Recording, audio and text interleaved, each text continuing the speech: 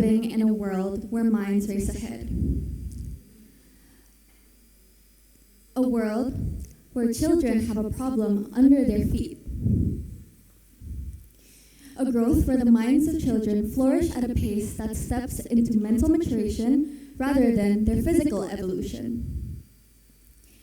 The constant content displayed through information on various platforms and real-life experiences contribute to this problem. It propels them into thinking and being capable of understanding things far beyond their age. Today, I will be delving into how these factors can create an interesting phenomenon that I so happen to experience myself. When we examine children's maturity, our minds often think of things we see on the internet. For example, YouTube channels or game advertisements that are directed to children. All of these add up to things on how a child can behave or act. But how sure are you that these are the only reasons as to why a child can think far ahead without letting their bodies grow? Studies have shown that children who experience parental separation are more likely to mature faster than their peers. From a research that I found from the National Family and Marriage Center, 40 to 50% of married couples in the United States divorce, with a higher percentage rate for later marriages. This shows a significant number of children are exposed to the difficulty and challenges associated with parental separation. In Indonesia, the divorce rate has gone higher throughout the years. From more data that I found from the National Family and Population Planning, according to the research, 300,000 cases of divorce happened by 2020, which means 11% of marriages in Indonesia by 2020 divorced. Furthermore, a study conducted by the University of Indonesia, UI, states that the children who experience parental separation or divorce are more likely to experience behavioral and emotional distress.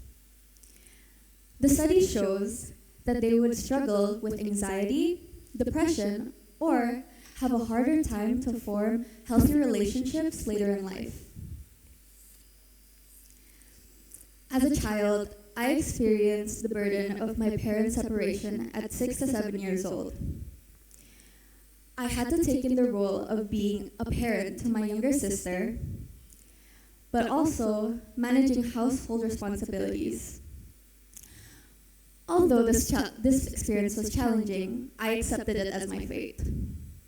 But as time passes, I realized that I was being heavily criticized for my actions, which led me to think that I was different from others, or I was not like the others. Then as I got older, I started to study more about things that I really wanted to study about. Because of that, I became a more social person. So, when I was around older people, I strived to find answers on questions that I really wanted to know about, but I shouldn't have thought about at that age. Because of this, I started thinking that maybe I am really different, because that's how I was taught as when I was younger. I was told that I had to be a good example to other people. But when you're that young, no one ever tells you that the more you keep doing it, the more responsibility builds up on your body. That's when I started to realize that maybe I wasn't so different from other people. It wasn't a competition between me and the other person or who was a better person at being mature. It was to realize that everyone goes through their own problems individually. And because of that, it results in how they grow older and how they behave when they are older. I behave and think this way because as I was growing up, I was forced into a life where I was expected to be the older person. I was expected to be older, even though I was a child. And I should have just lived my life as a child.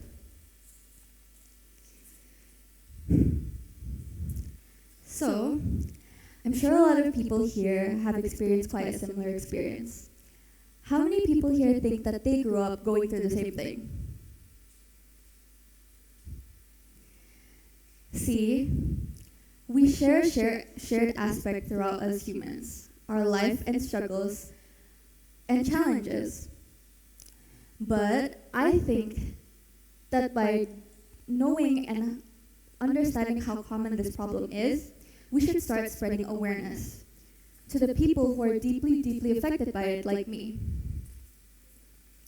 Now that we've understood and acknowledged how common this problem is, let's try learning on things we should do in schools and communities on how to fix this problem or how to help people who are still in the situation now. Number 1, we should support health educations in school. By doing so, we should add more mental health knowledge in school communities or curricula.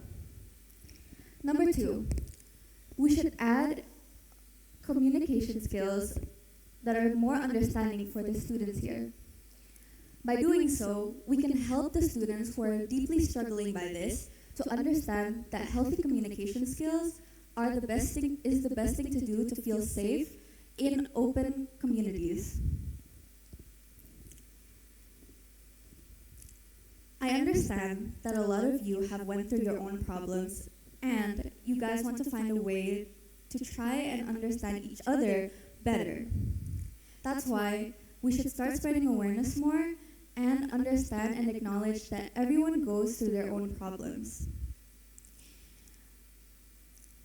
Thank you very much.